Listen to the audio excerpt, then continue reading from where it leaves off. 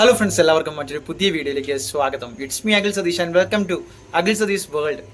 അപ്പോൾ സംഭവമൊന്നുമല്ല, പണ്ട് ഓരോ തരത്തിലുള്ള ഫാൻസുകാരുണ്ടായിരുന്നു. അത് വിജയ്ക്കായിക്കോട്ടെ, മോഹൻലാൽ ആയിക്കോട്ടെ, പലതരത്തിൽ നമ്മൾ ഫാൻസുകാർ പരസ്പരം തമ്മിൽ പലതും പറഞ്ഞ് അടികൂടാറുണ്ട്, ഫാൻ ഫൈറ്റുകൾ ചെയ്യാറുണ്ട്, ക്രിസ്ത്യാനോയും മെസ്സിയൊക്കെ പോലെ. പക്ഷേ ഈ ലോക്ക്ഡൗണിന് സമയം ഒരുപാട് വിദ്യാഭ്യാസ ചാനലുകൾ തുടങ്ങി, അത് ട്യൂഷൻ എടുത്ത് തുടങ്ങി, ലൈവായിട്ട് ക്ലാസ്സുകൾ എടുത്ത് തുടങ്ങി. ഓരോ ബ്രാൻഡിനും അതിൻ്റേതായിട്ടുള്ള സാറന്മാർക്ക് ഫാൻസ് വന്നു തുടങ്ങി, ആ ബ്രാൻഡിന് ഫാൻസ് വന്നു തുടങ്ങി.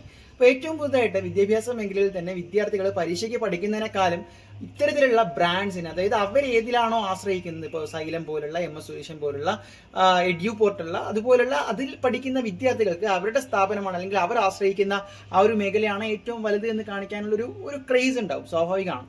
അപ്പോൾ ഇത് പറഞ്ഞു വരുന്ന മറ്റൊന്നുമല്ല. എന്തായാലും ക്വസ്റ്റ്യൻ പേപ്പർ ചോദ്യചോർച്ചയുമായിട്ട് ബന്ധപ്പെട്ട് അദ്ദേഹം ഒളിവിൽ പോയതും ഇപ്പോഴും ആ ഒരു ചാനൽ, MS സൊല്യൂഷൻ എന്ന് പറയുന്ന ചാനൽ പ്രവർത്തനരഹിതമാണ്. പക്ഷേ പല രീതിയിലൂടെയും പല ഓൺലൈൻ പ്ലാറ്റ്ഫോമുകൾ ഉപയോഗിച്ചുകൊണ്ടും വിദ്യാർത്ഥികൾക്ക് മാർഗ്ഗനിർദ്ദേശങ്ങൾ കൊടുക്കുന്നുണ്ട് എന്ന തരത്തിലുള്ള വാർത്തകളും മറ്റു കാര്യങ്ങളൊക്കെ പുറത്തു വരുന്നുണ്ട്. അപ്പോൾ ഇപ്പോൾ സോഷ്യൽ മീഡിയയിൽ ഇത്തരത്തിൽ വിദ്യാർത്ഥികൾ ഫോളോ ചെയ്യുന്ന പ്ലാറ്റ്ഫോം ആയതുകൊണ്ട് തന്നെ ഏറ്റവും കൂടുതൽ വൈറലായിരിക്കുന്നത് അല്ലെങ്കിൽ വാർത്തയാക്കുന്നത്, കമന്റുകൾ വരുന്നത് AD സാറും MS സൊല്യൂഷനും തമ്മിലുള്ള ഒരു തുറന്ന പോവുക എന്ന തരത്തിലാണ്. സത്യത്തിൽ ഇതിൻ്റെ ഒന്നും ഒരു ആവശ്യമില്ല. വിദ്യാർത്ഥികൾ സത്യത്തിൽ വളരെയധികം കോൺസെൻട്രേറ്റ് ചെയ്ത് പഠിക്കേണ്ട ഒരു സമയമാണ്. സ്വാഭാവികമാണ് ഒരു ഇൻസ്റ്റിറ്റ്യൂഷൻ മറ്റൊരു ഇൻസ്റ്റിറ്റ്യൂഷനെ താഴ്ത്തി പറയുന്നത് അല്ലെങ്കിൽ വിലക്കുന്നത്.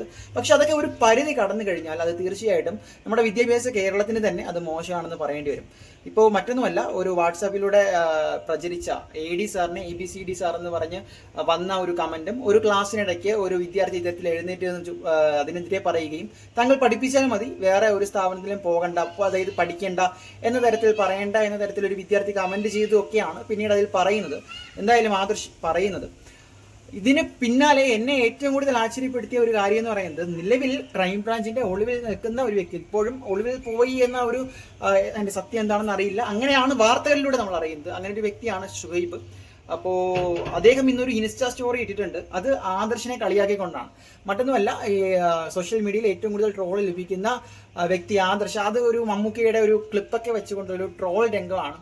ഇത്തരത്തിൽ അധ്യാപകർ തമ്മിൽ ഒരു വിദ്വേഷത്തിന്റെ രീതിയിൽ പരസ്പരം ട്രോൾ ചെയ്യുകയും പരസ്പരം ഓരോ സ്ഥാപനത്തിനും വേണ്ടി വ്യക്തിപരമായിട്ടുള്ള ലാഭത്തിന് വേണ്ടി ഇത്തരത്തിൽ പറയുമ്പോൾ അത് വിദ്യാർത്ഥികളെ ബാധിക്കരുത് എന്നാണ് എൻ്റെ അഭിപ്രായം. പക്ഷേ വിദ്യാർത്ഥികൾ പോലും അതിനെ ഏറ്റെടുത്ത് പരസ്പരം ശത്രുത പുലർത്തി ഒരു വിദ്വേഷ പ്രചരണം പോലെ പോയി കമന്റുകളിട്ട്, കമന്റിന് വേണ്ടി കുറേ വിദ്യാർത്ഥികൾ സമയം കളഞ്ഞ്. അപ്പോൾ അതൊന്നും ഒരിക്കലും ശരിയല്ല. അപ്പോൾ ഇത് നിങ്ങളുടെ ആരുടെ ഭാഗത്ത് ശരിയാണോ ആരുടെ ഭാഗത്ത് തെറ്റാണോ എന്നൊന്നുമല്ല. വിദ്യാർത്ഥികൾ ഇപ്പോൾ ചെയ്യേണ്ട ഒരു കാര്യം, നിങ്ങൾ ഏതിലാണോ ആ പ്ലാറ്റ്ഫോമിൽ നന്നായിട്ട് വിശ്വസിക്കുക, പഠിക്കുക. നിങ്ങളുടെ ലാഭം ഉണ്ടാക്കാൻ പറ്റുന്നത്, അവരിൽ നിന്ന് എന്ത് സോഴ്സാണോ കിട്ടുന്നത് അത് നിങ്ങളുടെ പരീക്ഷയ്ക്ക് ഉപയോഗപ്പെടുത്തുക എന്നുള്ളതാണ്. അത് നടക്കട്ടെ, മറ്റു കാര്യങ്ങളെല്ലാം ബാക്കി പിന്നാലെ നടക്കും. ആരും never mind, just leave it. മറ്റൊരു വീഡിയോ ആയിട്ട് കാണാം. ടാറ്റ.